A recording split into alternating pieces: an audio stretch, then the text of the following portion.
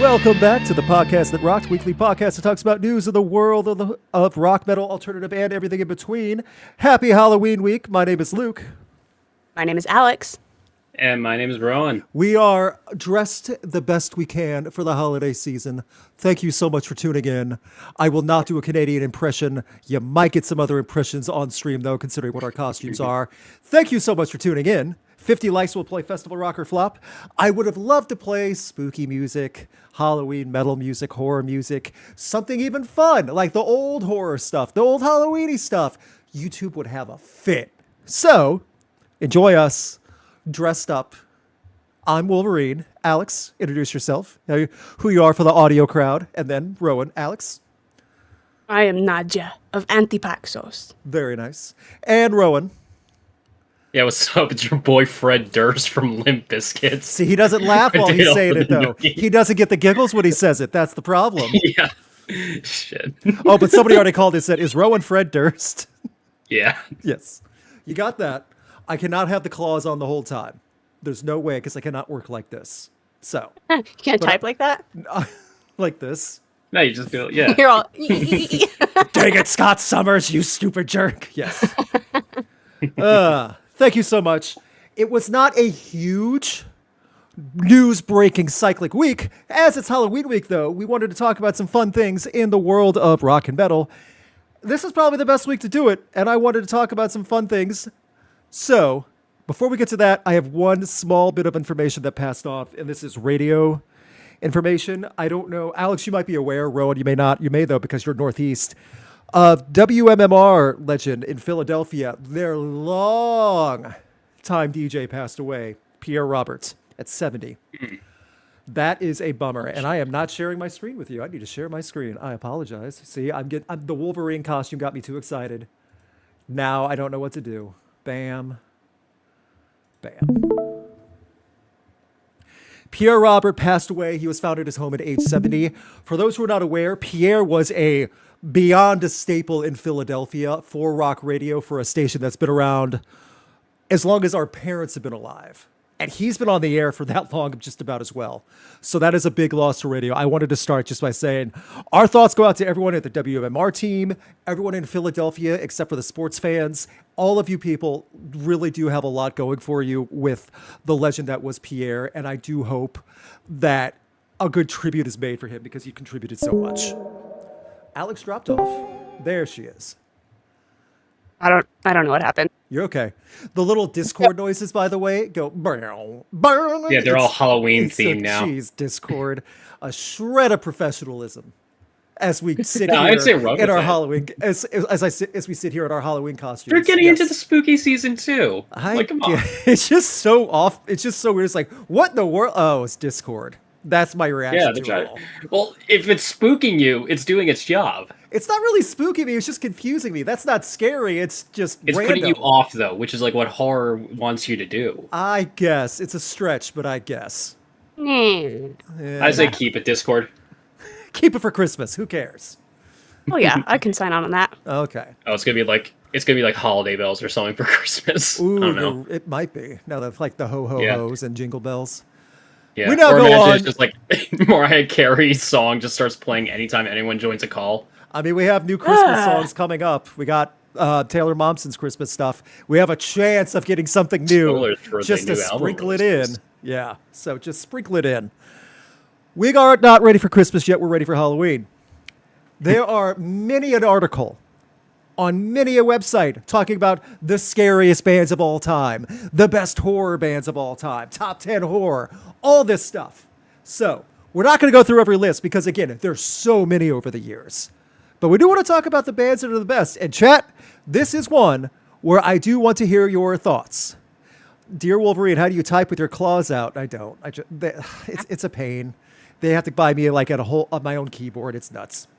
So. Oh, I thought you had I thought you just hire a guy who just kind of transcribes everything you once said or typed out.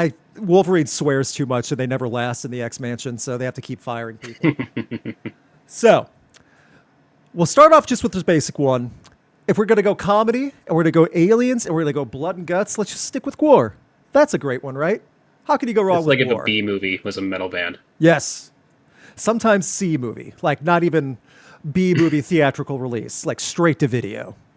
You know that's how the band started, right? Yes, in Richmond, Yeah. Virginia, Yeah.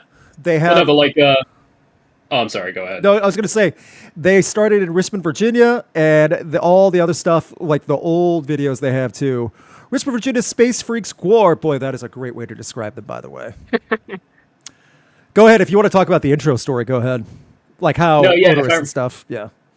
Yeah, no, from what I remember, the guys, the actual musicians in Guar were in like a bunch of their own bands. And I think if I remember correctly, some of the guys who were behind the more creative elements of Guar were shooting a low budget movie called Scumdogs of the Universe. And they had all the costumes, they had like all these like paper mache or cardboard, like sort of like props and all that stuff.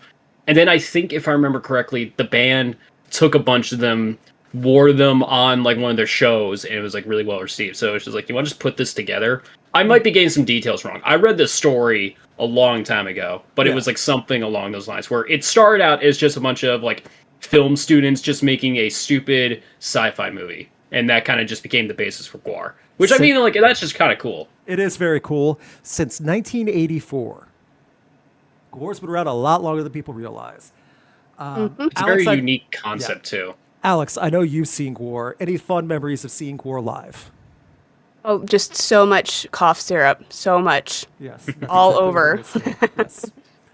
Cough syrup, cherry and vanilla flavored, by the way. Yes. Yes, the vanilla. Yep. Yep. And then they Isn't- get other stuff as well. I got to shoot them at the amphitheater I was working for. Like, I got hired out to shoot them at the Lamb of God show. Did I tell that story yet? For Gwar? Maybe, but I don't remember. Okay, so this was less horror and more shock, which that's Gwar. But they kill celebrities and famous figures. So first they unalived Donald Trump, then they unalived Elon Musk, then they unalived Taylor Swift. Taylor Swift was a pregnant Taylor Swift with a Travis Kelce jersey who walked up on stage and goes, Blothar, the singer. Blothar, I just got back from the clinic and this is your baby. You got to take care of it. That's the whole bit. And then they had an unaliving on stage. Yes. Secret love child. Yes, Great. that is correct. Yes. A Gwar love baby with Taylor Swift. So that's Gwar on the more horror side, all that. I know they do comics because I have a couple. They do. I say if they do another one, I want that to be a plot point. That'd be hilarious. They Got would, the whole lore. Yeah. Like all of it. The last series I know they did, the one from 2017. I remember like in the end of that series, they were going through time travel. That was the concept. But then they killed Kurt Cobain and then staged his death. So then everyone thought what happened to him is what happened to him. you could honestly tell me anything and then say Gwar, and it's like, okay, I believe it. Yeah. Yeah. Thoughts on the Misfits falling into this category? Because when you go back to the original Misfits, this was something different and unique for horror. Well, I mean, like they were kind of the first to really embrace the horror element. I know Black Sabbath and a bunch of other bands kind of like went into the occult imagery, but like Misfits themselves, they were directly referencing all these old sci-fi horror movies with their music. Even the logo we all know is from The Crimson Ghost, this really old movie from the 50s. And I mean, like, they don't shy away from it. I feel like they were just kind of like one of the first bands to really embrace horror as part of their identity, really. That's a good way to put it. Alex, have you ever seen the They Misfits? definitely- Rowan, have you ever seen? Yeah, have either of you seen the Misfits? I saw them. I saw one of their first reunion That's shows right, back I in do remember 2018 at the Prudential Center. Alex, how about you? I saw Danzig. You saw Dancing Solo. That could be a horror story in itself, depending how far along. Yeah. It was I do pretty wild. remember too. Yeah. I do remember too. Like at my show, it was in May, but like when we got there, they had all these like Halloween-esque backdrops. They had like pumpkins, they had castles, skulls, the whole thing. Mm-hmm. They all had their corpse paint on. Yeah. Very cool. I think that fits. I mean, there's a lot going back in time. I do want to go all the way down to one that I've talked about before, one of the newer bands, newer-ish, Creeper, because they've gone full horror with a lot of their stuff now. Their new album that's coming out is full into the horror cheese side of it. Vampires, dancing 80s tropes, the gothic stuff. They've totally shifted into that. And they were the goth punk, horror punk side of that with their first album, but now they're like going to meatloaf levels of storytelling. Like bombastic, oh, it's this like overly dramatic type stuff, and it works. So if you're looking for something newer, Creeper's a good one for that. So talks Now, about. Would we consider? Go ahead. Either one of you. Alex. Would we consider Ice Nine Kills Yes. horror band? I would say Like, so. Yeah. Now, yes, If we because they look- didn't start Especially out that way. Horrorwood? Yeah. I mean, they didn't start out Especially that way, but Horrorwood? yes, they definitely are now, 100%. Yeah, the first album it was all based on books, but once we got the Silver Scream, hell yeah. Yeah. I think they realized too once they did that because they had been around for quite a while up until that point and like never caught on to that popularity. Then when they did it, it just beyond took off. So Yeah. Yeah. The Silver Scream There's really no- sent them, and they even poke fun at that themselves. They're like, "Oh, the Silver Scream," you know that little monologue bit they do. American Horror And Story. it's They It true, definitely like, helped the- them stand out from the rest of the pack. Yeah. 100%. I think they still relish in it. They just did like the Joker thing for the music video, but still they relish in horror. And I like that they branch out outside of movies too. They go to TV and then they go to video game horror stuff like with Resident Evil. So they're the band gotta that be like, that honest, tries to find it. Good. I was going to be honest. I thought, like, with the Matrix song they did a couple months back, I wondered if they were going to go into, like, a full sci-fi action route, you know? Like, that would be, like, the next phase. And I mean, like, with the Joker, you got, like, more comic book stuff, you know? Oh, yeah. So, I don't know, maybe it's just, like, more action-oriented. Maybe we'll have, like, a superhero thing going on. Could be. That'd be kind of cool. Matrix. Where would you Joker. guys... Good. Where would you guys, like, say Ghost is in this discussion? Would they be part of it? I feel like if we're putting in Creeper, I feel like... Yeah, I would say I don't yes know, I feel because like of the maybe lore it's the same. alone. I mean, they unalive each singer for every album cycle, technically. Maybe not unalive anymore, but they have so much core and undead, like occult type stuff. I would say yes. Yeah. It's more of like And even an their actual music videos, story too. itself. Like they don't sing about ghosts and goblins and ghouls or anything, but they definitely fit the storyline, and their own storyline could be kind of horror. And the look obviously totally fits. I remember their music video for Pinnacle to the Pit. I think if I remember, that was like a homage to like very old silent film horror movies with like their cinematography and all that stuff.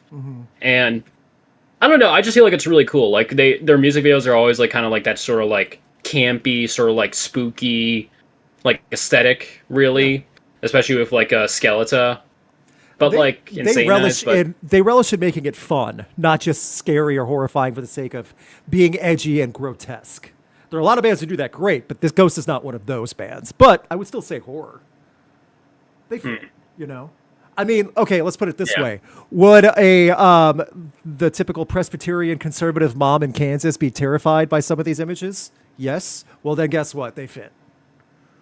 well, I feel like you could put any metal band in front of the Presbyterian Kansas mom and she would freak out. Maybe. Well, it depends on the look. Yeah, see, Some looks. some of them look pretty cleaned up now. You know, Yeah. like you look at Death get, Heaven. You look at Death Heaven. They look like normal people. Yeah, or you get, I don't know. They look like normal people, but as soon as you play Sunbather for her, I'm not going to listen to it. We don't care. We're talking would- about aesthetic. So this was a band that people keep popping up every now and then. Like, I get the argument, but I guess I never really put it was AFI. And I'm they like, dress up. But they dress up, yes, but I just never thought of that much association with horror. Maybe that's a me thing. Chat, let me know. Someone said Kansas mentioned. Yes, we're aware that the Yeah. state exists. I've driven through it several Honestly, times. I'm seeing thought you were talking about the I'm band. seeing I'm my like, they're chem not in their horror. paragraph, and honestly, I feel like my chem would be more fitting than AFI. No offense to AFI, but like at least Yeah.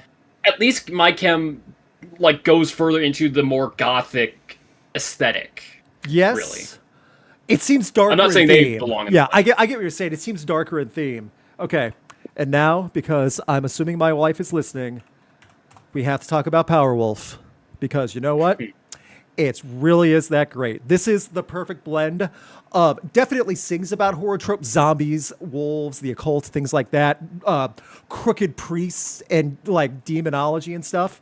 But I'm seeing the it's songs already. Demons are a girl's best friend. That's I'm their gonna best. assume That is we their drink biggest. your blood. Demons Are a Girl's Best Thing are their biggest one. I would play it right now if this podcast would not get shut down instantly. That's our favorite, Gretchen of Mines. That was her first song of it. Okay, it's power metal, but it's intentionally campy and fun with it. This is a band made of a cult of werewolves that sacrifice to stay alive to sing through metal and their religion, which is also metal. It in no means is supposed to be that dark. This is something you could easily take the kids to, and they would have fun with it. Yeah. Also, by the way, look, I'm looking in the chat, and I cannot believe we brushed past them. Alice Cooper and Rob Zombie. Yeah, Those we'll get to guys. them. I was saving that. I was saving that. Yeah, we're getting to the. Oh, we're getting to the okay. I kings. wasn't sure. Yeah. So we'll go in order. Those are like I want it, like we got the bands first. I want it, like we obviously got to have the big swingers though. Alice Cooper, still doing good. I would be amiss if I did not ask Alex about Alice Cooper first because I would fear for my safety. I don't understand Well, what you're saying. You dressed as Alice Cooper for Halloween one year, correct? Oh, yes, I did. I did it. I get what you're saying. Okay, because Alice Cooper's awesome. So, Alice Cooper, total horror, rock, metal icon. We know that. He basically, like, paved the way for what we know as shock rock. Yes. I would say, I think Alice Cooper was pre-Kiss. Or, I remember watching a documentary, and Kiss were like, what is Alice Cooper doing? This is crazy. I can't believe he's doing this on stage. He's, got all of this stuff. He's got the guillotine. He's got all of these different props, and he's got like, just the crazy Alice Cooper stuff he had early in the 70s. And they're like, what if we were four Alice Coopers? So Alice Cooper birthed Kiss, and then an entire slew of horror bands, like bands that are not afraid to go crazy on stage and do all of this crazy fun stuff with the pyro and the. Yeah, Alice Cooper is a badass. And what's wild, Alice Cooper outlived most of those bands' careers, and is still going. You reminded me of this, but like when I first started working for my old boss, Mark Weiss, it was Halloween when I first started working with him, and we had a gallery show, and he was doing like this big this live stream too, just to kind of like promote it and promote his new book. And I remember too, he dressed up as Alice Cooper because he's like really good friends with him. I even have like a picture right here. Yeah, I don't know. There you go. Oh. There's me right there, 18-year-old me with like Paul Stanley Nice. Kiss makeup on. Very nice. Okay. I have a quick Alice Cooper story that does not really have to do with Alice Cooper, but still. I saw him either last year or 2 years ago on that Rob Zombie Alice Cooper tour. It was a lot of fun. He still does the guillotine stuff, all the stuff on stage. It's a blast. Anyway, 8th grade, but years before I was really into anything Alice Cooper, check it out. I was 13 or 14. And our health teacher, who loved to lecture and go off on tangents and do like the condescending, he knows everything about everything, even though he's supposed to be teaching about health, but he would rarely ever do it. That type of teacher. Anyway, he goes, well, you have all these bands in 60s and 70s. Kiss, who has all this demonic stuff and they look like that, they take the makeup off after every night. It's just a gimmick. But Alice Cooper, he goes to bed every night trying to think of how he can become darker and more evil. Like, I remember looking at my friend and go like in the back of class and going, I don't think that's right. So that's You had a bone to pick with Alice Cooper. Apparently. So yeah. Yeah. I just imagine Alice is like the way the Wayne's World movie portrays him like after the show. Well spoken. He's talking about like fun facts about Milwaukee or Yes. something. Dude, he's a totally mellow guy. Like, he's super chill. He's super, like, down to earth. His real name is Vincent. So, like, Yes. some of his friends still call him Vinny. And they're like, Alice Cooper is the character. And people don't get that. Like, No, with a they lot don't. of this stuff, it's a shtick. And I love talking about fun. his sobriety story. Did you ever hear about his sobriety, how he got sober? tell me the story. This isn't an older video. This is great, though, because he's so hand in hand with his wife, who helps with the live stuff and does so much stuff with the creativity side of it. When he was real drugged up and like big on the alcohol, too, like he had a bad hangover. It was like after like just almost potential OD. She pretty much smacked around like, listen here, moron. You're going to die unless you get it together. Do you want to go to rehab or a graveyard or jail? Knock it off. And he's like pretty much went, yes, ma'am. And that's pretty much the starting point of how he got sober. Nice. Love that. Nice. Yeah. Sometimes you just got to get smacked around a little. Yeah, that's what it takes. So we then go to the other side of it, who not only sings about all the horror, he made movies about all the horror. He definitely is a fan of horror at the very least. He still is. He's older than everyone realizes, too. I just realized he turned 60 this year. Happy birthday. It's not that old. He's not that old, no, but still, I think he's older than people realize. You know? Celebrated that birthday. I was like, hey, happy birthday, dude. It was in like January. Yeah. Good memory. January 12th, 1965. Yay, I have brains I can use. I love Rob Zombie. I've always been a really big Rob Zombie fan, and a lot of friends are like, why? You know, it's one of those bands where it's like, why are you such a big fan of this guy? It's just fun. It is so fun. You go see Rob Zombie live, it's a fun time. And he's singing about, you know, just crazy stuff. He's living dead girls and Dragulas. It's like, it's a song about the Munsters. What are you talking about? This is so fun. He's dancing with tassels on stage. Come on. Honestly, too, it's like, I kind of like his movies, too. I wasn't a big fan of the Halloween movies that he did, but I love the House of a Thousand Corpses, like, trilogy. I love the Firefly family. They're like, yeah, it's gory, it's crazy, but I mean, like, they're the type of movies you go in not taking seriously. Sure. And when you just kind of, like, run with it, it's still gruesome at times, but it can be really, like, it's silly gruesome. Does that make sense? Yes. Like, he has I used to really like... Good. I was just going to say, those were some of my favorite horror movies when they first came out. I mean, they're still really good. Like Devil's Rejects and House of a Thousand Corpses, top tier. But when they first came out, it was super cool. And my favorite part has always been the soundtracks, which is, it makes sense because not only is he a musician, but he's... the Devil's Rejects.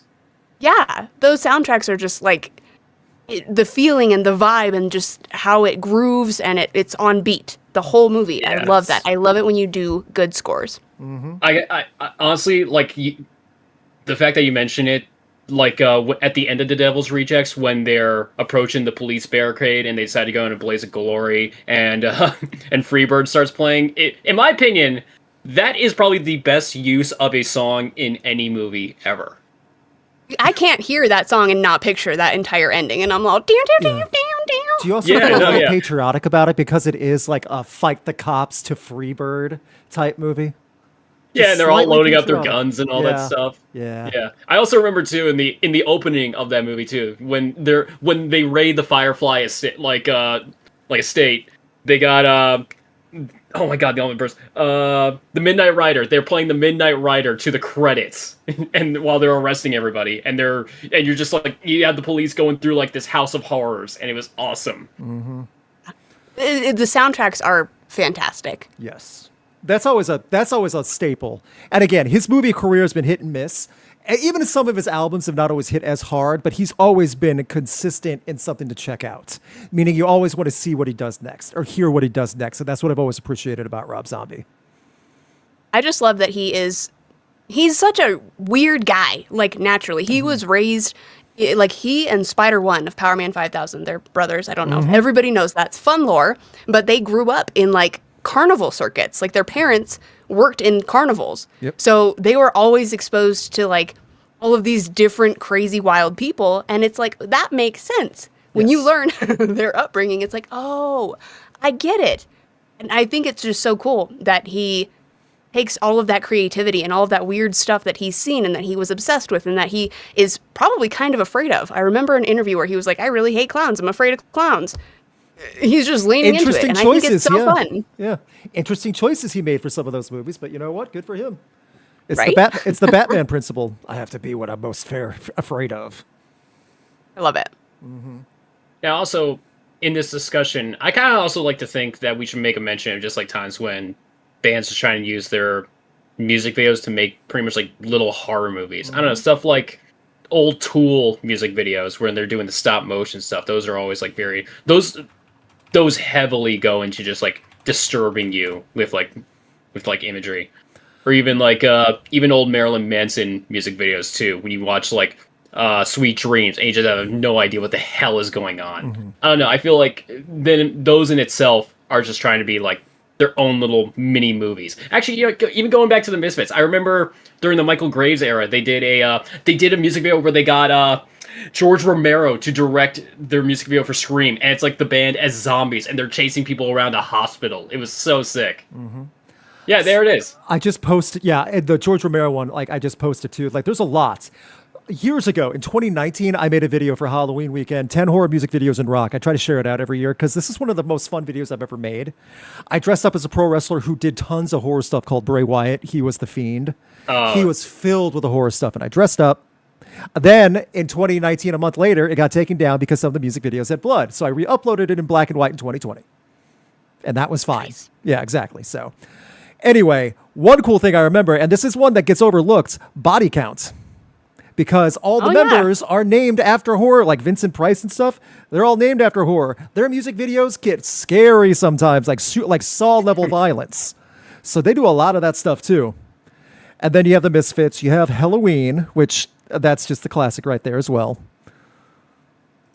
This is the Misfits also. I had to censor a lot of it. Like I had to get creative with some of the censoring for blood. But even when Danzig was out of the band, they still stuck with the horror stuff. Yeah. They knew what was going on. Then you get Chelsea Wolfe, who is not horror, but she's like horror adjacent. No, yeah, definitely. Where's a good photo of her? There we go. There's Chelsea Wolfe. I'm thinking of like the music video for Blood Moon that she did with Converge. When the she's album, like, yeah, not just the album too, but like the music video for the title track. I remember she's like transforming into a demon or something like that while they like perform in a forest. Yeah. There's one band I there's love. Brent too. Mm-hmm. That nobody really knows because they only released, they recently released an album, but wasn't their best work. But in 2016, the Haxons released Party Monsters, and it is a fantastic album. It's like all super fun, dancey Halloween music, and it's Piggy D, or Matt Montgomery, former bassist for Rob Zombie, and Ash Costello. Okay. From New York. I do remember that project. I did not hear it, but I do remember it. It is so good. I had to buy it on vinyl when it came out. That first album, Party Monsters, came out in 2016, and it has been a staple on my Halloween playlist since. The full album, front to back, is just perfect. See, that's a fun side project, whether it goes that far or not. That's the type of stuff that could be funny. You should view. You know, more people should. Well, and they did a couple of covers. Like they covered Pet Cemetery by the Ramones, and it's an awesome cover, very slowed down, mellow version of it. They did Godzilla by Blue Oyster Cult, and it sounds amazing. Very nice. And then a couple other little singles here and there, but I like the Haxons. Check them out for Halloween. Even when bands just do soundtracks for horror movies, that's always cool. This is if we're talking crappy B movies. Yes. If you guys know Maximum Overdrive. It's this really crappy 80s, Stephen King movie. I know what you're talking about with Emilio Estevez. Yeah. So, Chad, this is a movie where technology becomes sentient, and like pretty much everything from like cars, fridges, anything else, they all just try to kill you. And it's a very stupid freaking movie. Giancarlo Esposito is in it. Not kidding. And the craziest thing about it is that AC/DC did the whole soundtrack for the whole movie. It kind of makes it more fun, to be honest. It does work pretty well because there's so many cars in the movie. And do you want to know a fun fact too? Sure. Stephen King in the script like wrote out AC/DC song playing here. Nice. And for anyone who's not in the film industry, that's not something you ever do. You never, like, unless it's a song that you're ready to like fight tooth and nail to get into your movie. Like scriptwriters never like specify songs because it's like it is a copyright nightmare to get like the licenses for that. Stephen King gets what he wants. I think that's fair. Yeah, this is during the Coke era of Stephen King. Yes, correct. Too. Also, one thing, we were talking about bands that try to do a horror music video. We'll end with this one because we have so much other stuff to cover. There's one other Halloween-based story I want to cover really quick. One of my favorite ones that really was meant for horror, Creed with What If. And they had the licensing because they did the entire soundtrack, putting together the soundtrack for Scream 3. And they had all the actors in it, and they composed every song and got all the guys for the soundtrack. It had everything from Slipknot and System of a Down all the way to Creed. And the music video is Ghostface chasing after the girls and the members of Creed. It's as cheesy as you think it is. So, Always remember. Gotta be honest. Good.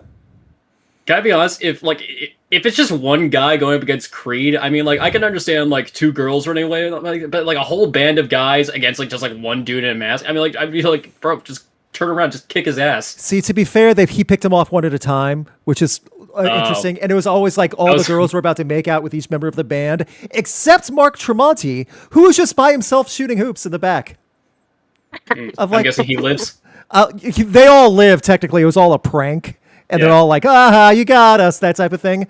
But it's like, Mark Tremonti deserves better than just to have to be back by himself playing basketball. Well, no, I was about to say, maybe Mark Tremonti would be the only one who survives, because it's like, I mean, like, we're talking about Scream here. I just rewatched Scream not too long ago. There's like the whole scene where the guy talks about the rules. It's like, oh, you don't kiss, you don't have sex, you don't do drugs. It's like, imagine Mark Tremonti, the only guy just chilling, playing basketball. He's the one who survives just because of like, he wasn't sinning or whatever. That's exactly what I was going to say. Mark Tremonti's the only one who knew the rules. He's too wholesome. Exactly. Is that it? Yeah. Gotcha. No, he's faking it so he doesn't die. Oh. He knows the rules. Okay. Well, shifting over to another topic right now, Loudwire put up a fun little article. Rockers and their favorite horror movies. We're going to go through this somewhat quick, but I thought this was interesting to go through. So, here's the list. We got Slash, his favorite horror movie, The Omen. Good choice. Mm-hmm. Jacoby Shaddix of Papa Roach, his favorite, An American Werewolf in London. Rob Zombie. He's talked about this before, Frankenstein, the old one from 1931. Then we go to Corey Taylor and Chris Motionless, who said the same thing. Halloween, the original. Good choices. Spencer Charnas, the original Nightmare on Elm Street, which, great concept, cheese. I don't care what anyone thinks. Cheese. I'm going to fight you on that. The first movie is scary, but the rest of them I can understand. Actually, Dream Warriors is like that perfect amount of Dream cheese. Warriors is fun, though. Dream Warriors with the Dokken and stuff like that, that's at least fun. But man, when you see Freddy Krueger chasing like this, that's the opening of the movie. That's not scary. It's hilarious. Yeah, but like in the 80s, like that was scary. They hadn't seen it before. I guess. Yeah, exactly. You have the girl going up to the TV, the arms come out of it. Yeah. Freddy just picks her up like, well, in the prime time, boom. Yeah. Oh, and Johnny Depp dying in his own like blender bed. Yeah, those great moments. Yeah. A pool of blood shoots up from his bed. I'm just saying, there's so much cheese cornball stuff in the movie. Also, I will never get over that. There totally is. Yeah. But you watched it now. Watching it for the first time in the 80s, those people thought that, holy cow, this is really happening. I can't sleep ever again. And during the time of slasher movies where the threat was big guy with knife, Freddy Krueger at least poses the biggest threat out of all of them. It's not just running away from him. It's not falling asleep. No, I love the concept. That's what I want to make sure. I want to make sure it's clear. I love the concept, but I also love the idea of everyone in 1984 not knowing that movies weren't real. Like everything's a documentary when they go to the theaters. Like, this is really happening on a place called Nightmare on Elm Street? Oh, no. And then everybody's afraid of Elm Street in all towns. Yeah, because all towns have one. Property values on the actual Elm Street just plummet. That's the real horror story. Right, America? Right. Well, actually, it's not a horror story, because if I could, if that was the case, I would go back. This is right there. Easily. Yeah, exactly. Because apparently in today's society... You want four walls? Well, then. Yeah, no, I've seen like house listings with like graffiti on the walls inside. There's weeds growing inside the house, and they still had the audacity to charge me like $200,000 just because there's a lot of like acreage of land. I'm like, you are out of your mind if you think anyone is going to pay for this. I don't know what the hell like makes you justify that, but you're insane. Mm-hmm. There was a quick blip from OBS and Verizon. Are we back on stream? You're good. Back. Okay. Yeah, it was just like a little internet blip. It happened. Sorry about that. Oh, for the audience. Yeah, for the audience. It was not Discord. It was not YouTube. It was internet something. So either my internet or it was YouTube itself. But like I didn't lose connection with everyone because I'm still on with Discord. So it couldn't have been my internet now that I think about it. Whatever. We're back. Wolverine welcomes you. Hi. He waves like this, I guess. I can't because I have to like show the handle. Yeah, see. All right. Going back to the list. Alice Cooper, Surprise Ya, Or Suspiria, excuse me. Suspiria. Surprisea, excuse me. 1977, did not see that one. Tobias Forge, The Shining. Some pretty solid choices. Ryan Waste of Municipal Waste, Phantasm, and the wizard himself, Ozzy, The Exorcist. Good choice. That one's a good one. Nice. Dave Grohl, The Witch, or The Vivitch, as some people say it's the title. Very good. Good choices. I think these are good, solid choices all across the board. Yeah, it's cool. We got a Robert Eggers movie. I feel like he's amazing. You guys see Nosferatu from last year? The new one, I did not. I heard great things, but I didn't see it. Yeah. So good. Is it? So good. Good. Yeah, I remember my wife and I talking about maybe seeing it because, like, she loves horror, but something she can't deal with. Like, she hates zombies, and if there's even a hint of animal death, not a chance. Which I'm like, fine with me. I don't care. So I can't I remember don't if need to see animals it. die. I mean, like, actually, no. Wait, yeah, there's this one guy. No, I'm not gonna get into it. So other stuff What is going your on. favorite horror movie, Luke? Good question. I do love the first Saw.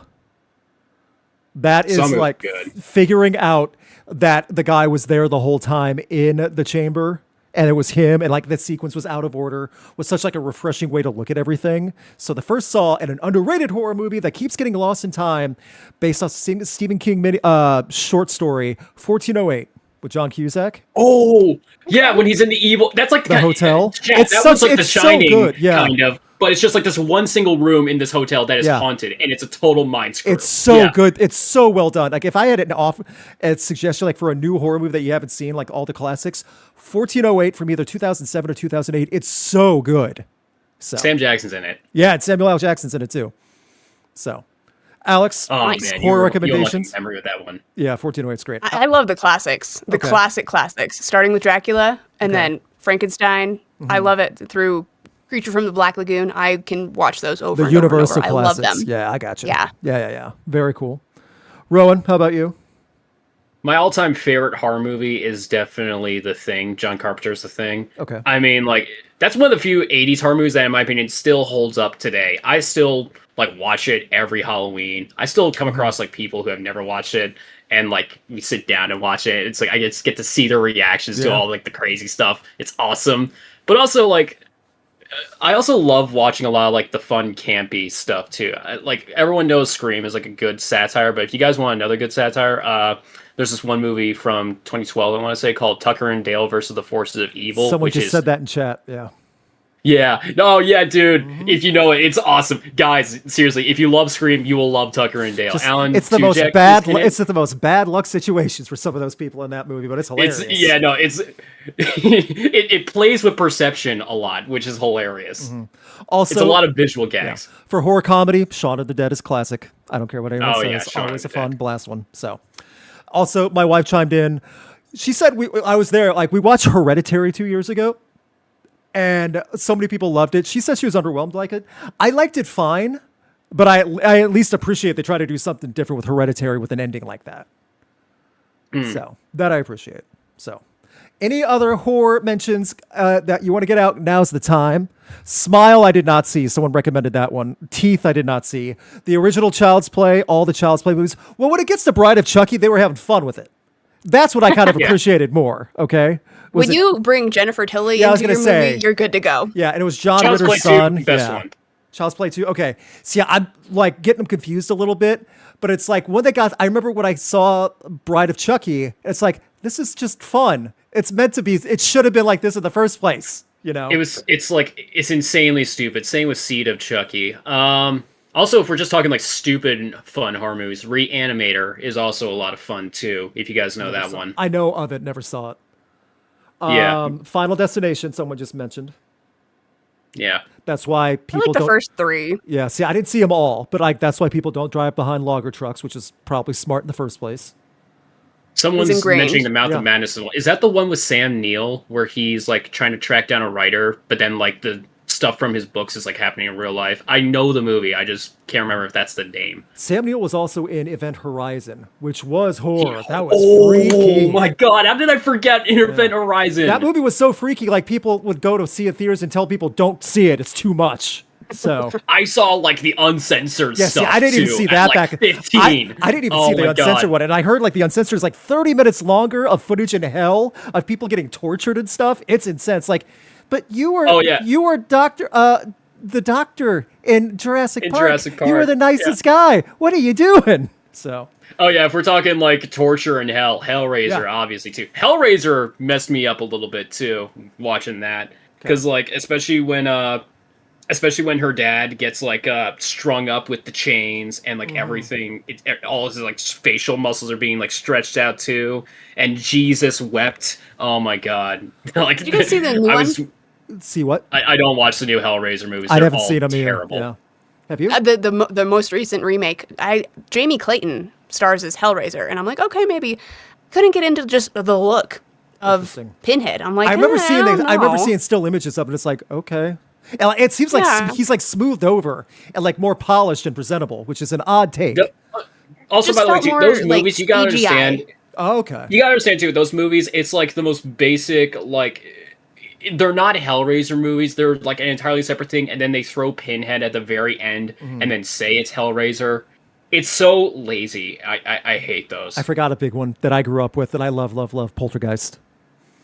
Oh yeah, That- that's a good yeah. one. Okay, that's the movie that scared me the most when I first watched That it. 'cause it's such a great first horror movie though. Even if kids want I to was break into it. Yeah, even when you're young, I was because 10. I don't care about spoilers at this point. The movie's been around longer than we've been alive. It's 40 okay, years old. Yeah, exactly. It's a horror movie where no one gets hurt. That's a big deal. So that's why I say if you ever want to start with a horror movie, that's the one. All the imagery messed me up. Though you Oh, had the yeah. clown guy. You had like you had that one guy whose face peeled off. Yes. You had like The pool oh my with God, the you had skeleton coming the up. pool with the zombies. Yeah. Someone said Evil Dead. Yes. Evil Dead 2. Evil Dead 2. Yes. Okay. I guess we should get back to the music discussion. Probably. They overlap. It's kind of a universal thing. for eh. this We got week they do. into it. That So, guy. dang it. Like yeah. Falling out. Got to get a new cord. I can't hear you, so don't talk about me poorly. So that guy Luke. Come Yeah, on, no, that Rowan. guy- What? Back. Okay. It took me a sec. I'm You sorry. missed it. All right. I know. I know. Okay, yeah, I said, like, Gretchen doesn't love jump scares. She can't stand them. Yeah, Poltergeist is jump scare city. Oh my God. Yeah, so. Anyway, from one city to another, best segue I can think of, but there will be horror bands there now that I think about it of some type. The Sonic Temple lineup got announced, arguably the biggest rock and metal festival every year. So, I already shared this to Alex and Rowan. I did not ask their thoughts specifically. I want to see what they think about this. I will give my thoughts after, because I already told them my thoughts as well, but I did not ask theirs. So, Alex, put aside your disdain for Ohio. What do you think of Sonic Temple? Which is that 2026. confidence? Mm-hmm. Just kidding. It's not. It's good. I mean, you've got a lot of the heavy hitters. You've got Shinedown, Bring Me the Horizon, Tool, Godsmack. I mean, Hailstorm, Stone Temple Pilots, even Breaking Benjamin, Marilyn Manson, Megadeth. Like a lot of really big names in the rock world, very recognizable names. I think I'm in the minority big time. I think it's too much. It's just too much shoved all into one because you have so many of these Really? outliers and like, like, I don't know. I just counted really quick. 35 on day one. It's a lot. It is a lot. That's what they go for now. They want to jam pack as much as possible. Give you I more know, than- but It is you a know. lot, but at the same time, at least for me, I can already kind of like picture where I would be going for each days. First of all, too, I know you already kind of said with like all these like big name bands, but I also wanted to say too, it feels like it's cool that I'm seeing a lot of other bands too that I feel like don't get enough attention, and I feel like it's just kind of cool that we're seeing them represented here. Like Cattle Decapitation on Thursday. I mean, like they're awesome. It's awesome they're playing on the same like day as my chem. I mean, that would be a huge tonal whiplash. Yeah. But then also too, especially like Friday's deathcore lineup with Lorna Shore and Kublai Khan, that is so awesome. You got Paleface Swiss, Chelsea Grin. Oh my God, yes, that's awesome. That's just really sick. So I'll say this about me. One, the like actual like the metal stage on the very bottom, where they have a lot of some of these bands, not on everything, but still, I love Sunday's metal stage with Death Clock and Dragon Force Apocalyptica. Something different. That's not always a DWP stuff. My thoughts were, and I'll be honest and be accountable, there are bands on here that are awesome, that I love, and there is also absolute trash. So it's perfect for Ohio. That's my statement. Yeah. I would go. I can totally get that, but Yeah, I would still go to Yeah, it. I Also- would go to this. Do not get that twisted. I can ignore a lot of bands that I can't stand. Alex, would you go? Ooh. See, Put me on the like, spot. yeah. Well, I have to put everyone on the spot. That's the whole thing of a live I know. podcast. See, like, I'll just. I stick don't think I would. Okay, like, it's farther away mean- from you. Yeah. Oh, yeah. I would not. If we're talking actual, like, logistically, no. I would not travel all the way from here to Ohio to see any of these bands all at the same time. Because, again, for me, it's a lot. Yes. Someone mentioned it's overwhelming. It is overwhelming. There are so many bands. You said 35. Let's say there's 35 every single day. Trying to map out if you do want to see a bunch of these names and, like, oh, dang it, this is overlapping with this and this and this. And then you've got 4 days of that. That's just a lot. My argument also is it's not so much the bands per day, it's the 4-day festivals. That is so much. I do wish it would go back to That's true. 3 days max is still more than enough. When you're I going mean, like into Saturday like and Sunday. yeah, like That's even, the weekend. yeah, exactly. And you're expected that. Even if you want to do 3 days as a max, I get it. Like it's not going to be for everyone, but a one-time thing. When you're going to 4 days though, over half the week, and that's not including travel, that is so much of a commitment to do something like that. And also, Yeah. I'm spending that much more of a commitment, and on the same day, there's going to be Stained, Hinder, Buckcherry. Simple Plan? I don't think so. Well, That's again, what I'm Friday, saying. Like, I'm you going could to the just- deathcore stage. That's fine. Like, you could just, like, simmer this down. Cut this in half. Make it 2 days and cut out some of this extra stuff here that we don't need. And then, hell yeah, you might convince me to go. It's But like for 4 days, no. for no matter what tickets you get, whether general admission or the owners club, super expensive, you're also paying for a hotel every day and travel and stuff. That's what adds up with the 4 days. 2 days and 3 days, that's significantly cheaper no matter who you are.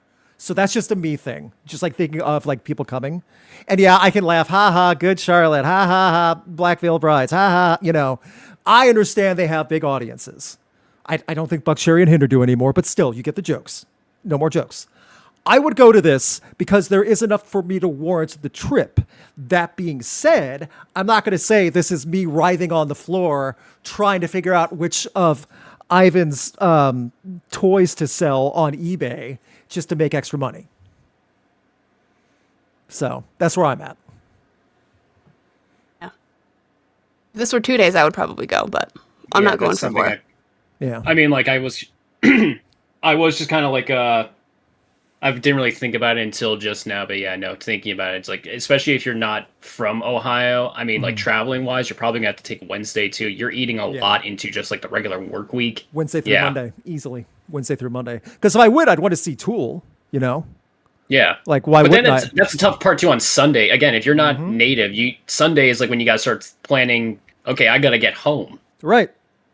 And like, you're not always in that mindset on Sunday, especially after 4 full days. So, Yeah. yeah. I mean, again, some people are okay with that. And like, if you live in Pennsylvania, even like it's still driving distance, it's different, you know? That I get. Yeah, I know. Like New York, Ohio is like 5 hours, Yeah. 6 hours for me. I mean, like that's a bit. So it's drivable, but it is a bit. And like, still hotels and stuff. But again, Yeah, exactly. Like, if money was no object, yeah, I would go. If Money and no other engagements or obligations was no Sure. object. Like if I got to work it as a photographer and things like that, even if I wasn't paid, but just like to work the venue, like as media and stuff, yeah, I'd probably go. That being said, again, I'm not gonna like backflip live just because I'm so excited about this one. I will say this: seeing My Chemical Romance and Bring Me the Horizon as headliners, true headliners for their biggest one, that is kind of cool.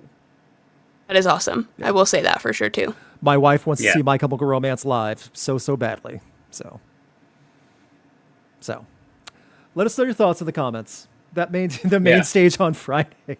See, Friday would has say- decent stuff. I'm just saying, I Stained, Hinder, Buckcherry on the same stage on the same day. I don't know if I could be in the same vicinity. I would say like I also do I also do wish I could see DGD on Sunday. I mean, like, I love their latest album, Pantheon, and I would love to get a chance to like hear some of those live if they were playing those. You know, I do love that Electric Callboy could be playing at the same time as Megadeth. I don't know why, that just tickles me a little bit. So, yeah, that's a fun thing about concerts. You kind of actually like learn. Okay, where do I lie? Yeah. So, tickets are available. Let us know if you're going. Let us know what you think. I do want to know about the lineups and stuff too. So, that being said, we're going to move on really quick because we have so many stories and we spent way too much time talking about horror. So, we're going to go quickly. Faith No More fans. I'm a fan. Do I get to see him live? Not anytime soon. Roddy Bottom pretty much said, yeah, it's not going to happen anytime soon. No one's really communicating about it. Ever since their canceled 2021 tour at the very end, right after pandemic, like when things were opening up and tours were actually starting again, that's when Patton had a bit of not a full breakdown. He's like, he just wasn't sure and feeling safe and he wasn't in the right headspace to tour again. And it just never picked up after that. That sucks, especially for me, who had approval photo pass and was invited to the show to work it and shoot it, and now I can't. Sorry. Maybe I'm being a little selfish. Using, like the claws, like point at yourself. Wolverine would be mad about this too. Yeah. Maybe I'm being selfish, but I've never seen Faith No More live, and that was the perfect example at a killer venue in St. Louis, and it never happened. So.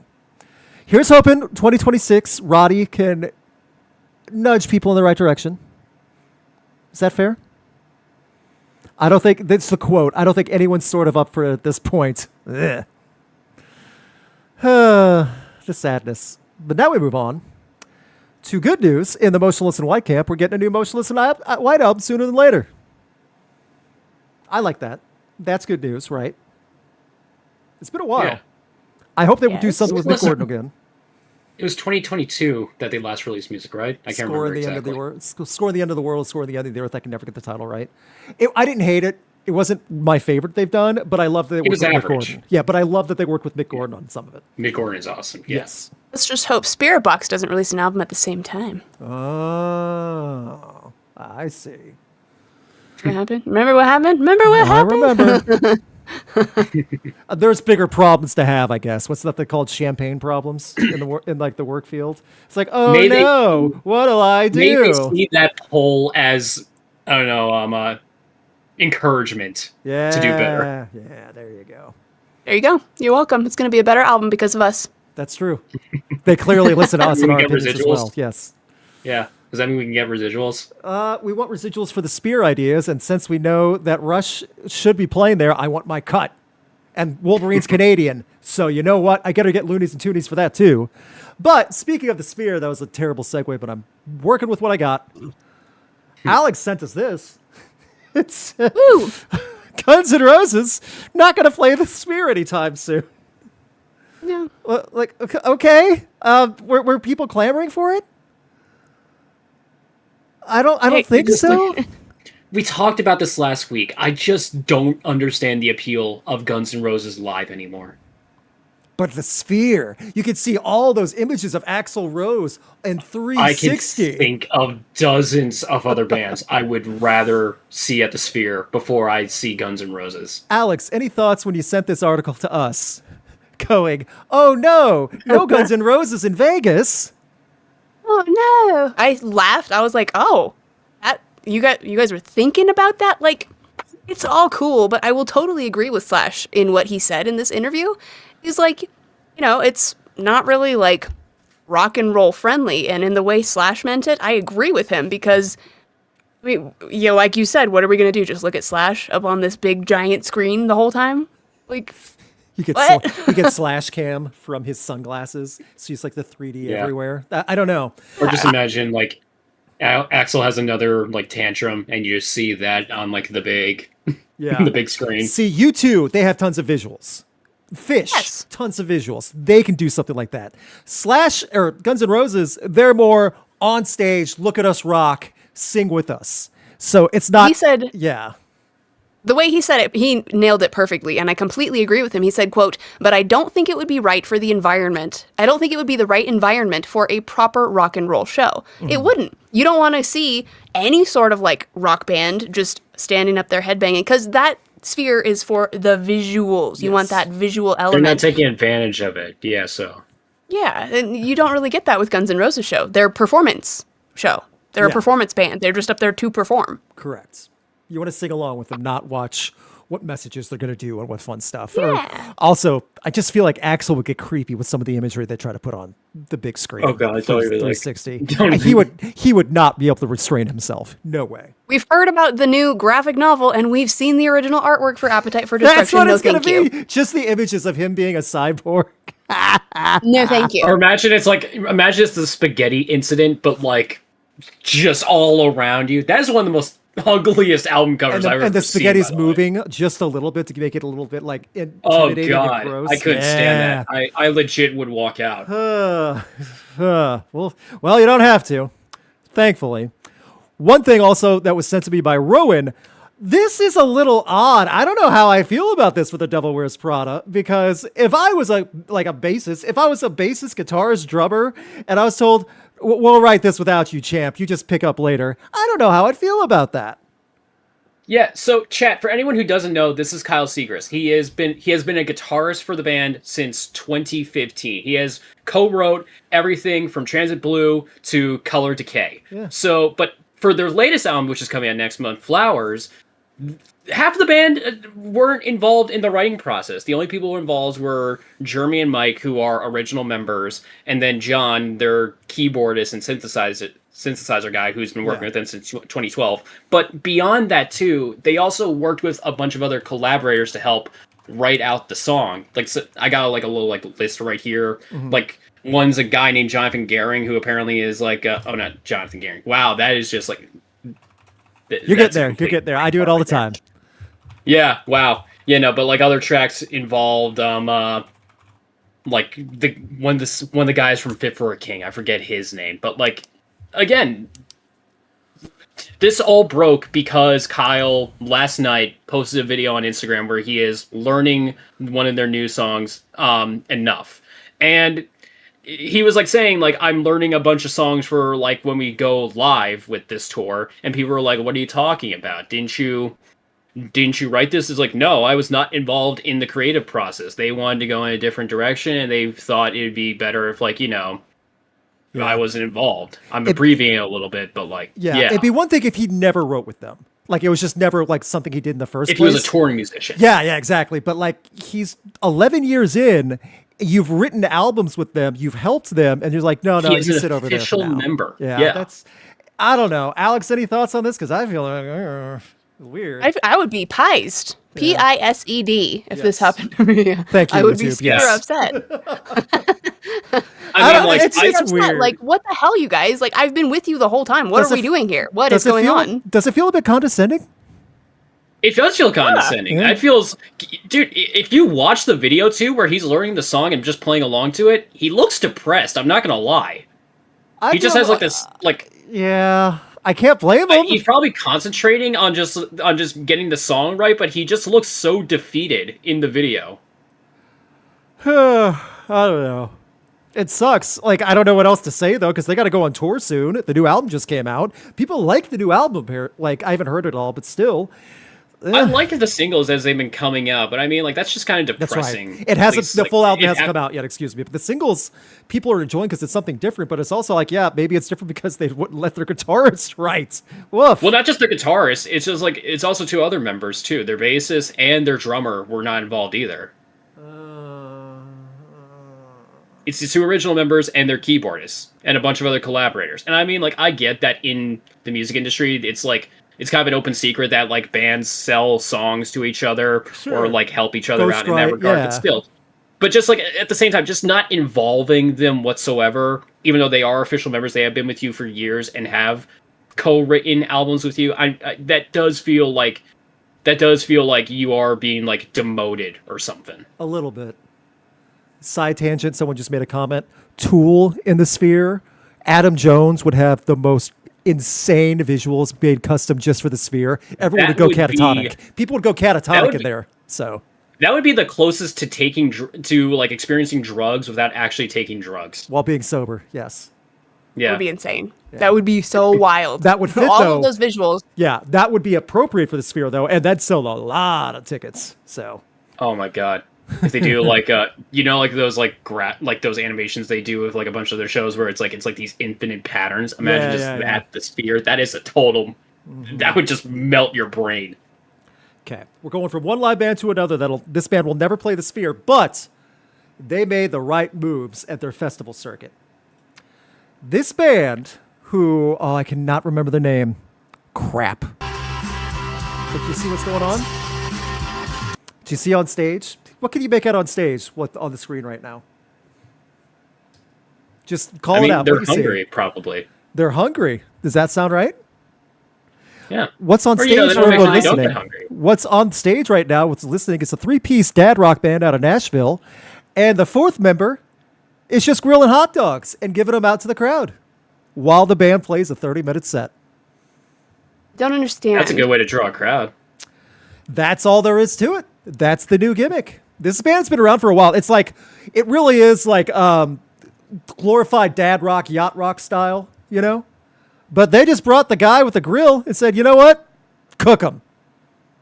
I mean, Slipknot has a keg slammer, so they have a griller. That's just part of the band now. Cloud writes a lot of the music too, and it's hilarious that all he does is bang the keg. Well, I mean, but like, I get it. if you're in a mosh pit and you're moving around, you're pushing people, you're swinging. I mean, like that burns a lot of calories. You got to be able to recharge. I'll say this, like at Riot Fest or any other festival, if there was a new band and someone said, "Hey, these guys are grilling hot dogs and give it away while they're playing," I'm gonna be interested. For Yeah, no, free? you just, like- Why wouldn't I? Yeah, no, You don't again, know what's in you it. go in the Uh-uh. mosh pit for like 15 minutes, That's you go up to true. the front, grab a hot dog or a burger, you eat that, you go back in. I was gonna say we've already had our hot dog discussion though. Like if you're doing street hot dogs, we do festival hot dogs from a guy you've never met, tossed from stage to the crowd. He's I don't probably all know. sweaty, and I don't think so. I'm okay. Thank you, though. Thank you. Well, I mean, like Oh. they're free though. They're probably better than like what the $15 hot dog. They'll probably get like the actual food stand. Arts Fishing Club is the name of the band, which is also an appropriate name for a band like this. Arts Fishing Club. So Okay. Gretchen's got the right idea. Free glizzies in the pit, rad. the Glizzy Pit. Band called Sincere Engineer had a corn dog pit. Like people just run around with corn dogs. So it's kind of in the same vein. So we now go to one of Alex's favorite artists, and I saved this story because I found about it today. The story broke a couple weeks ago. Alex, have you heard what Halsey said about her current music making situation? Tell me. Do you really want to know? No. No, you I've seen don't. the thumbnail. You and know I what? saw I'm gonna it. be super honest with you. I cannot see your screen, so I am flying by the seat of my pants, and this is awesome. Tell me what Halsey said. Am I not sharing the screen anymore? No, No, it's you're sharing my the screen. I computer. can see it. Can Oh. you hear? Oh yeah, I can hear and see you guys just fine. I can't No, see but your screen. I need you to hear what she's saying is the thing. See if you can like drop off the connection and drop back on. Or not, don't Okay. disconnect you. Like see if you can click on my screen on Discord and click both on. Like this is something you need to hear at least. Okay, wish me luck. We're jumping in. Okay. Okay. Hey, I'm in. Let's do it. Can you see my screen? Yep. Okay, here we go. Dropped from my label. Unthinkable. I got dropped from my label. And then I had to go sign. If you I Dang got it. dropped from my label. Stupid YouTube with the switch. I got dropped from my label. Imagine if it was another heavy And then I had to go know. sign somewhere else.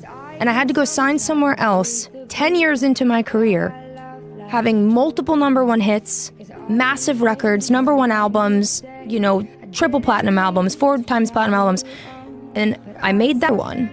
I got dropped from my label. She stalks at another one as well. So that album that was produced by 9 Inch Nails, that was good. I enjoyed. Sold 100,000 copies. Sold 100,000 copies on its first week. And the label still said, "Oh, that's not good enough for us. Hit the bricks." And Yeah, also, yeah.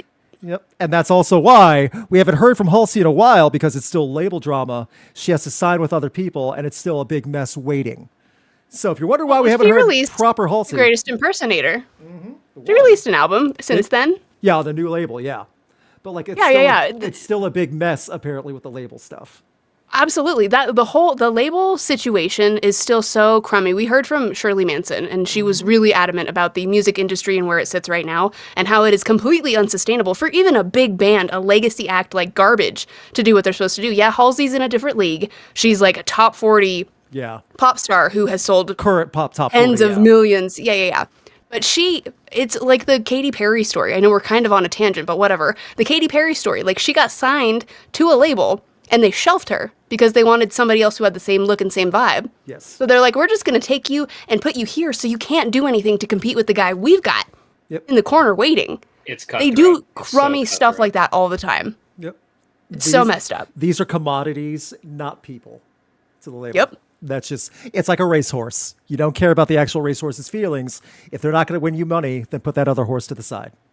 Yep. I hate that it's just a situation where 100,000 copies sold in like the first couple of weeks isn't seen as not good enough. In the 2020s as well, when that was huge. Yeah. So, It reminds me of how like movies nowadays need to make like $1 billion just to break even or something like that. I mean, like you're like, how should I say this? You're putting way too much on like these like works of fiction or art or something like that.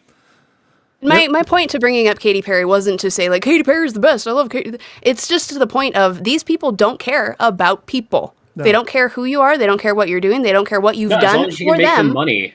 Yep, but they're like, you didn't make enough money, so sorry. And that album was really good. If I Can't Have Love, I Want Power is a good album. It's and a it's fun got album, total 9 Inch Nails vibes throughout, obviously. It's a good album. That is ridiculous. Ooh, These didn't big sell greedy 500,000 albums its first week, though, so she's done.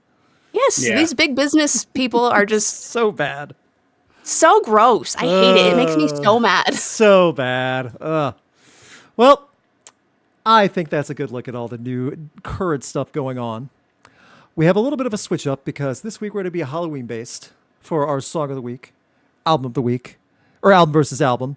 First, we're going to go for some upcoming tours because quite a few got announced. We already talked about Sonic Temple. Alex, Yep, what we tour? talked about Sonic Temple. Yep. We covered that one. Iron Maiden also announced a 2026 North American tour with Megadeth and Anthrax. Fun one. Huge one. Very legacy metal. Hell yeah. Foo Fighters just streamed a new single and announced a 2026 North American stadium tour with Queens of the Stone Age. We've got Bleed From Within. They're going to tour the UK and Ireland early 2026. Limp Bizkit and Gorillaz are hitting the road with Bring Me the Horizon. Oh, this isn't a That's tour. sick. I'm sorry. This is a festival for rock for the people in Czech Republic. So Limp Bizkit, Gorillaz, Bring Me the Horizon, and Iron Maiden as headliners. Alex, did Rowan get you tickets? Is he going to get me tickets? I expect a guest list when we get there, Rowan. Or- Yeah. No, I got you. Or else I'm going to break stuff. Okay. A Yeah, perfect imagine circle. accepting the truth. Awful. Well, we've got a perfect circle. They just announced their first European tour since 2018. Which is cool. We've got Grindmother. She's so funny. Grindmother is going to be joined by members of Arch Enemy, Brat, Visitant, and other names I can't say on the radio or I'll get Yes, thank fined. you, yes. At a farewell celebration. Poppy just announced Australian and European tour dates. Acid Bath announced their first ever UK show. Death Clock, Avatar, Cradle of Filth, and more were added to Welcome to Rockville. We've got Bad Omens. That was a huge one. Arena tour. Yep, that's huge. I'm super proud of Bad Omens for getting to this level. And they're also bringing out Beartooth and President. I have feelings about President, but whatever. I will say this: Bad Omens and Beartooth getting an arena tour, awesome. I think that's good. Awesome. Yeah, that's so cool. awesome. Hawthorne Heights. I don't know if I said that or not, and that's all I've got. Okay. So a lot of stuff came out this week and A decent lot. stuff too. So definitely start looking at calendars, trying to book stuff if it's coming near you. Rowan, Halloween's going to be a big Friday for music. Oh yeah, definitely. First of all, we talked about Creeper earlier. They're releasing a new album called Sangavore 2, Mistress of Death. I don't even know if I pronounced that first you did, word right. Sangavore, yeah. Okay, cool, yeah. Deathcore Icons, Despised Icon, are releasing Shadow Work, and honestly, I'm really excited about that one. The singles are I've been brutal. listening to the singles. Yep. The singles are brutal, especially the one with the guy from Kublai Khan. I love that one. Avatar, Don't Go Into the Forest. I think that's the one that like we're all excited about. It honestly, like Avatar feels like a perfect band to release a Halloween record. They finally got it right. You know? Yep. Yeah. And I mean, like, of course, these two EPs that are coming out too. I know we're both really excited. Alex, I know you're really looking forward to this. The Pretty Reckless are releasing Taylor Momsen's Pretty Reckless Christmas EP this Friday. Anything that can kill the juggernaut that is Mariah Carey's All I Want for Christmas, I am in. That has my full support. 100%. And again, I'm super excited about this. Trivium is releasing their Struck Dead EP. This is the last one to feature Ben as their drummer. We talked about them a couple weeks ago. And again, like, I've heard the snippets. I'm really excited. Trivium to this day really has not missed with like a release. So I expect great things, and I know it's going to be great. Awesome. A lot of good stuff this week. Good Halloween. Very appropriate, I think. We do have super chats. Thank you so much. We will get to those in just a moment. First, we're going to talk about Song of the Week, which album. So for Song of the Week, we already talked about Avatar. This is the title track, Don't Go in the Forest. This gets released tomorrow. Why am I choosing it now? Because I already heard the album. This is the title track. This is a fun song. This whole album, by the way, without giving a full review, is much more into the atmosphere, about making something dark in a story, and they did really well with this. It's not like Avatar Country, where the story is just a joke and every song's about the king. No, this feels like a full fleshed out story again, and the dark thematic elements and the crazy guitar solos are awesome. They let Kungan go nuts on some of these, and it's great. So, title track comes out tomorrow. Album comes out Friday. Song of the Week is the title track from Avatar. Then we go to our album versus album. Last week, we did something for Judas Priest. And it was the expected result, but maybe not by this much. 67%, two-thirds votes for Painkiller over Screaming for Vengeance. I'm surprised it was that steep. Thoughts? I can understand that. Screaming for Vengeance feels like the classic Judas Priest, but like, I feel like Painkiller, I just love that record more. And it's just kind of like, it's interesting that apparently a lot of other people agree with me there. You know? No, I gotcha. Alex, any other thoughts? I'm honestly kind of surprised at how skewed that is, but I mean, they're very different. They are. I guess, like, I don't want to say just different albums, but different people like one over the other a lot more. You know, it's kind of, we saw that last week when we were talking about it. It's kind of a full split of some people really like this one or they really like this one. Yeah. It's not really like a middle ground kind of one. I gotcha. Mm-hmm. But even like growing up, it feels like Electric Eye and Breaking the Law, they were like more in the, like just kind of like in like the public like space, you know? Breaking the Law for sure. Anything off anything off Painkiller, you know? Like, again, this is like the classic Priest album you think of. For sure. We now go, thanks to a Halloween recommendation. We talked about Ice Nine Kills. Well, let's talk about the Halloween albums, or the horror albums, I should say. Which horror album from Ice Nine Kills would you choose? The Silver Scream or the Silver Scream 2? I just made the poll public on here. So, for the Ice Nine Kills fans, this is your chance. Which Ike fan album would you prefer? TSS, TSS2 Horrorwood. Live chat, it's up. Do either of you have thoughts on which Ice Nine Kills album? I gotta be honest, probably Silver Scream 2, just because that's the one I can remember more stuff off of. It's got the American Psycho song, it's got the Chucky song. I like the title track too a lot too. So I mean, like, that's my choice. Alex, any thoughts? I prefer Silver Scream for sure. Silver Scream, hands down. That was one of those albums when it first came out. That was a full front to back. Okay. Listen all the way through, no skips, which is hard. That's really hard for me personally. You know, I'm like, I don't really like that track, but when that one came out, I'm like, all right. And the Freddy Krueger song, I'm like, yeah, I like this. This has a nice vibe. For me, it's a very close split, just barely for Silver Scream 2 because of the music behind it. Not so much the topics in each like horror dedication. Some of the guitar work, some of the breakdowns, some of the heaviness just hits a little harder for me. I would still take Silver Scream any day though. So it's a split for me. I'm happy with either. Chat, get to voting. We're now going to go. Some people said this is so hard. So dang it. I'm hoping that's the reaction. Let's go to Super Chats quickly. Again, we're going late, but we had so much horror discussion. It's Halloween. We're dressed up. Let us have fun, please. So, Where'd you go? There you go. Your images went away just for a moment. From Ellie Yeats. Thank you, Ellie Yeats. If there's someone here who unironically says Psycho Sinner is a great horror band, they need to be put on a list and given a restraining order. Happy Halloween. Totally Throw agree. pumpkins this time. Yes, put on a list. Man, the public watch list probably could just be anyone that bought that album, like paid for it. That's probably a good The rule. FBI has like a list of known supporters. Yeah. Oh, they should at this point. From Homeschooled Punk, what's your guys' favorite horror movie? Mine is Green Room. Also, the scariest band artist has to be G.G. Allen. He's scary for different reasons, though, G.G. Allen. It's not so much horror as he is a horror. That's a little bit different. It is horrifying. Yeah, but I don't yes. think it fits. Yeah, I get It's the I get the disturbing. method. Yes. So, also Green Room, I never saw. That stars the one guy who played Patrick Stewart. Yeah, stars Patrick Stewart and the guy that was his last movie, the Russian from Star Trek.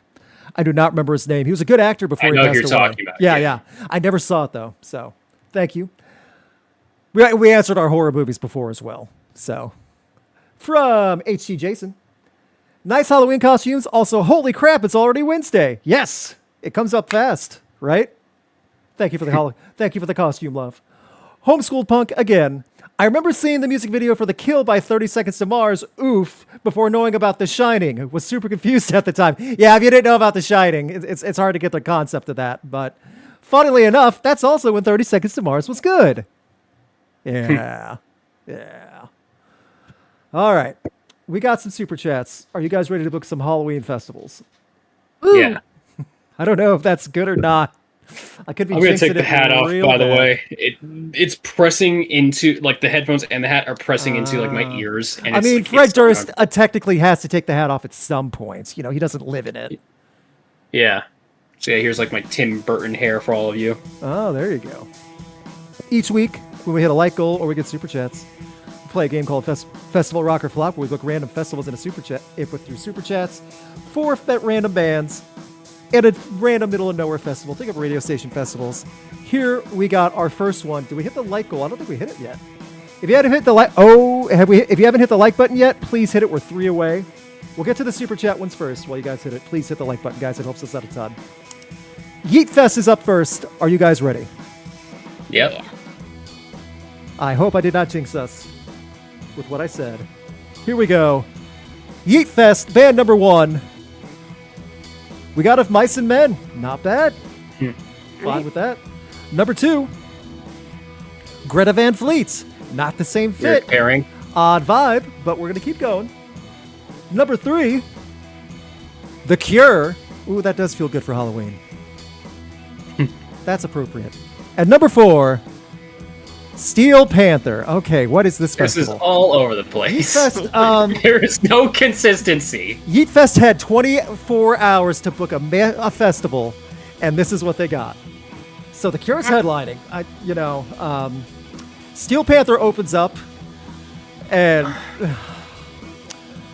I like, with the exception of Steel Panther, I like all these bands individually. I don't know if I can handle seeing them all play one after the other. it's total you know what whiplash. I mean? It is total whiplash. It's so total whiplash. I would go. I do think it could make money just banked off the Cure alone, especially for like a Halloween fest or show. Boy, it's pushing it though, because Steel Panther's going to do weird stuff for a Halloween show. Weird.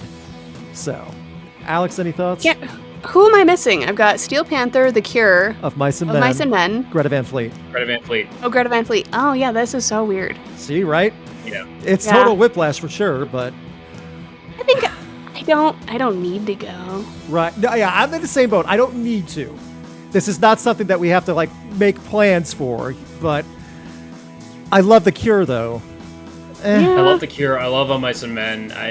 Everyone in the chat's echoing our thoughts. Yeah, no, Yeah. nah, I mean, sure, it's not horrible. yeah. No, it's not horrible. A Steel Panther can get horrible sometimes, but that's intentional, I think. What do we call Yeet Fest? A yay or a nay? I'm saying nay. Nah.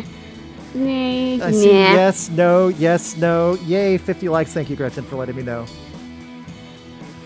Yeet Fest, I think by a razor margin.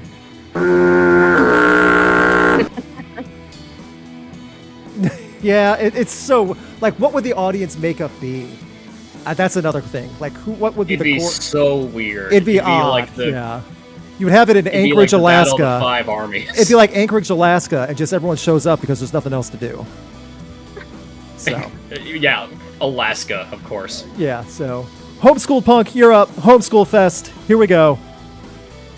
Band number 1. We got Buckcherry. Boy, if there was a band that screams homeschooled, it's Buckcherry.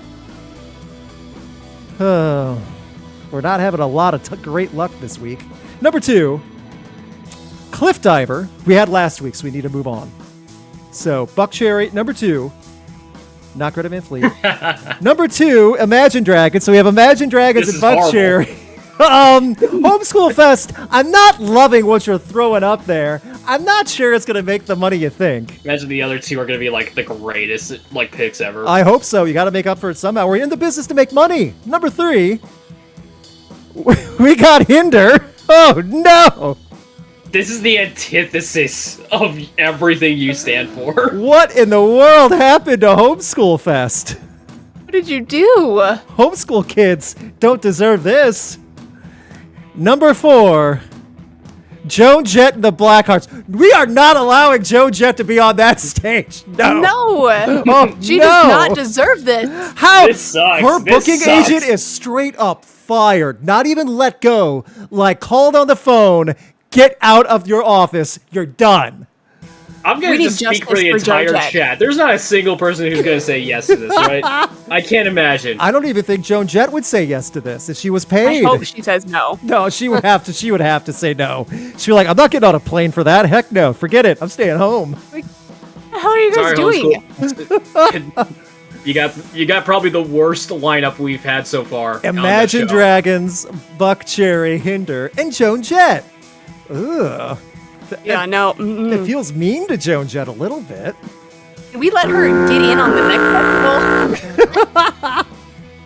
Let's just move her over. Yeah. Sorry, Homeschool Punk. So we have 0 for 2. Jason Fest is the last one, and then we have our own. Jason Fest, let's see if we get some redemption. Number 1, Chevelle. There's a Good start. band. Yeah, Chevelle. Number 2. Oh, we got Mastodon. See, Jason Fest is helping pick up the slack. There we go. Number 3. All That Remains. Okay. I can deal with it. Okay? Is that fair? I can deal with it. This is the third time. You'll be singing 2 weeks. I don't know if You'll be singing 2 weeks at the top of your lungs and having a grand old time. Number 4. No. Oh no! Dress Wet Scantlin playing Nirvana covers. I would rather have Buckcherry. I would rather have Buckcherry. I would Oh, too. God. I would too. That was a 1-2 punch right there from your AI or your Who did we generator piss or whatever. off? Like, Oh. what happened? By the way, What that's not God Puddle. is That looking is not down at Puddle us of laughing Bud. his ass off That right is now? Drunk Wes Scantlin playing Nirvana covers. It's a difference. Oh, God. Chevelle and Mastodon are straight up there just to laugh. They wanted to see the Now- nightmare. That's it. I'm not happy with See, our okay. festival. Our weekend sucks. Okay, no wait. I can salvage this. I can pregame, go to this, have a great laugh at this abomination, and then by the time I sober up, I will get to experience Chevelle and Mastodon. So that's my strategy. What about you guys? I couldn't go. I'm I sick. don't want to enable something like this. Like this is enabling that, right? I can't go because I'm sick. Can you Sorry. at least say that this would be the opening act? Like, Puddle of Mud is not where they once were. That's the first time that's come up. Also, that's wild that it's been there for so long and it finally came up. Sorry, Jason Fest. I will not be going. No, I can't. It's a moral responsibility at this point. Moral responsibility. Yeah. I wish you guys were more familiar with what we do in the shadows, so that I could say stupid know. stuff like Nadia and just be. That's a I've show seen I the keep movie. wanting to get into it, but I haven't. It's funny. It's Yeah. so stupid, but I it's like so the cast. funny. I like the cast, and I like the guy from the IT crowd. So You know, I saw the movie that the show is based on. I like that. All right. Well, next time, Next- you better come prepared, gentlemen. Okay. All right. We got a lot of homework to do then, apparently. I'll binge the entire show yes, by next week. Yep. Yes. Good job. All Proud right. of you. We have our festival. We'll name it after. Here we go. Number 1. We get some luck here. We went for West Scantlin. Okay. Fresh day. This is it. Number 1. You can't show up again. Gojira. Yeah. There we go. See? Working better already. Number 2. Loviet. Oh, I know someone who's going to go. Yeah. I will definitely be there, yes. Side stage, probably. Number 3. Poison. God. No. Fine. Okay, I'll say this. It's fun to see the middle-aged and older audience of women lose their minds for this man. I hate Bret Michaels. That's fine. It's something you could just not listen to, but I assure you, seeing it, it's a show. Because those women are trying to kill security to get on stage with him. Is this Poison or Bret Michaels? Poison. Okay, I'll get down with some Poison. Okay. And number 4. A Day to Remember. We are all over the place again. This one I will go to. Tough out Poison. Yeah. Like, take it as my, how I advertise it as, and it's a lot easier to take in. Also, I can see A Day to Remember doing something fun for Halloween. Think about it. Definitely. Yeah. I would go to this. Gojira and A Day to Remember. That's come on. You got that. That's fine. And Loviet opening up. So Alex and Loviet can just hang out and back for an hour and a half. Mm-hmm. Oh, yeah. We'll be like, every rose. It'll be fine. It'll be fun. You could be the 2 groupies on stage for Bret Michaels. How dare I saw you? someone say, I saw someone say in Oh. the chat, all those granny panties thrown on stage. I would claw my eyes out if I see that. I don't think you realize they're not even trying to do that. They're trying to get at him, like claw Yeah. up on stage to get to him. So I would go. This works. Gojira did remember a good can never say this one out Loviet, loud, and then Bret Michaels riling up all the moms. You know what? This I mean, we do have to send the moms somewhere. Yes. So. Yes, exactly. The moms may not love A Day to Remember a Gojira, but they're going to come anyway for Bret Michaels and Poison, so it's going to make money. I see a lot more yeses. Going for a Gojira and A Day to Remember. Yes, yes. Although merch during Poison, sure. 3rd time. Poison show. Okay, that is inappropriate in the chat. Yeah, I get what you're saying, but gross, you're grounded. But you know what else? You know what else? That is a successful concert. I don't know what concert we're going. What do we name this one? I thought you were clapping that guy. No, I was not clapping that guy. I'm trying to clap for our festival, our successful 1 out of 4 festival. By the way, I don't think we can crap on Sonic Temple not booking a perfect festival anymore. It's harder than it Yeah. looks, apparently. Yeah, apparently.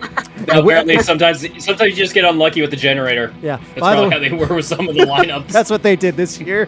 Hey, it actually worked decently because Yeah. there's plenty of bands to choose from that one. We got, yeah. They will not have Drunk West Scantlin or Buckcherry and Hinder with Joan Jett. So you know what? They went on that one. And we go to our poll. I'll just leave this up right here with the photo of Jeremy McKinnon. Our poll for the live chat, which Ice Nine Kills on, which prefer the Silver Screen 2 or the Silver Screen. The Silver Screen wins at 57%. So it's a decent split. 57 to 43, that's pretty decent. I am curious The what Horrorwood one. Yeah, the Horrorwood one. I am curious to see what the poll will be on the main channel. So that'll be linked in the comments, in the pinned comment on YouTube, and in the podcast notes if you're listening on the podcast. I would also like to say this, our final question to Alex and Rowan. Very serious here. Alex first, ladies first. What is your favorite Halloween candy? Ooh. I'm a sucker for a nice Reese's. Okay, classic. Rowan, how about you? Milky Way. Very good choices, both of you. Always love those. If I'm going non-chocolate, give me Sour Patch Kids. Mm-hmm. But I take Reese's or Milky Way any day also.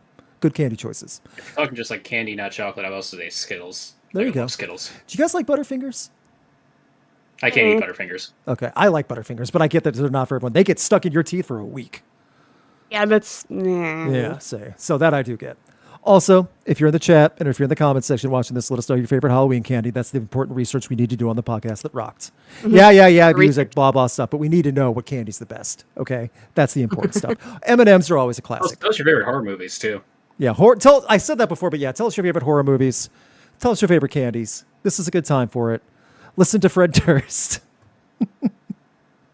Don't listen to Fred Durst. That is bad life advice. Don't listen to Fred Durst any other time. Any other night, don't. But right now, sure. I took off the cap. I'm not Fred Durst anymore. That's right. I'm just a guy in his It's dad's the hat t-shirt that does is it. 2 sizes longer than him. The hat that like changes you into the personality. Yeah. It's like, I put this on and I become like 90s frat bro or something. Yes, exactly. Transformation. Oh yeah, Three Musketeers. My mom loves Three Musketeers. Thing too. Yeah, it's like a Sailor Moon. Like Fred Durst, Sailor Moon. Oh, what kind of nightmare crossover did you just create for? Like, he likes anime. On his Instagram like profile picture is like from Evangelion. He loves anime. That's fine. But when I hear, oh yeah, I love anime. Oh yeah, like what? Sailor Moon. Oh, okay. That's the first thing that came into mind when I was thinking like transformations. That's fine. She waves the little wand or whatever. I don't know. Okay. All right, really quick, Alex Rowan, smile for the camera, screenshot for photos. Put your hat back on just for a moment, if you would, Rowan. Yeah, sure. I got you. Yeah, we got to get ready. Everyone, please indulge. Say Happy Halloween real quick. Happy Halloween! Perfect. I'll just get a screenshot. That's it. Have a happy Halloween. Give away good candy. Don't get stingy. Kids have it hard enough as it is. If they come with a weak costume, give them candy anyway. It's a rough time right now. Be nice to kids. I'd say have like the fun size candy for the lame costumes and have the king size reserved for the people who go all the way. And do it. Bars, yep. You gotta do it. And do it in front of the kids. And do it for the front of the older teenagers too that don't even try. Oh yeah, here's your bite size. If you're a teenager and you're coming dressed up, hell yeah. Yeah, if you're dressed up, you're not out being a delinquent. Yeah, if you're dressed up, 100%. Especially if you're walking around like a little brother or sister. If it's just 2 teenagers in street clothes, not trying. Okay, kids, come on now. Get out of here. Come on. So. You look at. Ah, there you go. I gotta do like the 90s. Like, ooh, should we do another photo thing? Because you want to do the 90s thing? Okay. 1, 2, 3. Perfect. Gold, YouTube Gold. Thank you so much for indulging us, everyone on YouTube and all the podcast platforms. We will see you next week. Thank you so much. Let us know about all the topics in the comments. Please share this with everyone. Finally, Alex, what joke would you like to tell everyone to send us off to our Halloween weekend? Oh, I didn't know we were doing a joke. My bad. Yeah, we got to have one to send off. If you're going to say, why did the ghost not go to prom? I'm ready for it. Okay. I'm so sorry to disappoint you. That is definitely not my joke. Okay. But so I was doing laundry earlier and I tripped and I dropped my laundry basket full of my freshly folded clothes. Oh. And my roommate watched it all unfold. Not bad. I'm with Rowan on this too. I got the smile instantly. It was good. It was good delivery. Yeah. Thank you. Again, you made it sound like it really happened. I was thinking like it was gonna be it was like Halloween themed. I was kind of like thinking that. I know. I was gonna go that route, but I'm like, nah. This is better. Like, why did the ghost not go to prom? Because he had no body to go with. Oh, that joke's like from our grandparents' age, by the way. But yes, that is appropriate. Oh yeah, I know. But that is definitely on some piece of Laffy Taffy somewhere. In the world. Absolutely. Especially the Halloween Laffy Taffies. Yeah, that's what they save those big ones for. The Halloween Laffy Taffies. We got some pumpkins being thrown. Someone said I grinned. You know what? Not bad. Hopefully all your laundry stays. Someone's throwing ghosts. Someone just typed pumpkins. Okay, if you're going to do that, you have to at least do the emoji. Come on now. I mean, at least we know the effort went into it. Barely. Yeah, they don't even use the emoji. They just type what they want to throw pumpkins. Goodness. Have a great night, everyone. We will see you next week with more music news and shenanigans, and hopefully less Wes Scatlin being drunk and singing the Nirvana covers. No, I'm not sorry I put that in there because it's funny. I don't know if I can make it through 2. I do not think I can make it through 2. No way. I'm definitely not there. I'm so sick. Oh, darn. Oh, no. Everyone in my family got sick at the same time. I have to go. cleared. It's crazy timing. I know, right? Oh, he's gonna start About a Girl now. Oh, I gotta go faster. One of my family members called again. Bye. Sorry. Do it. Night, everybody.